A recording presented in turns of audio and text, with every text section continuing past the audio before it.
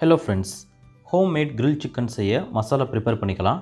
Chilli powder, pepper powder, turmeric powder, chicken 65 masala, ginger and garlic paste, mint paste, curd, lemon juice, red chilli chips, oil, salt இது எல்லாத்தையும் நல்லா mix பண்ணிக்கணும்.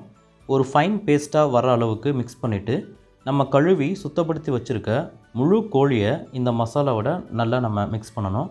மசாலா எல்லா இடத்துலையும் போகிற அளவுக்கு குறிப்பாக கீழ் விட்ட இடத்துலையும் நல்லா தடவிக்கணும். ஒரு 4 மணி நேரம் இதை அப்படியே ஊற விட்டுடலாம். இந்த மாதிரி ஒரு கம்பி வலையை 50 ரூபாய்க்கு நான் வாங்கியிருக்கேன்.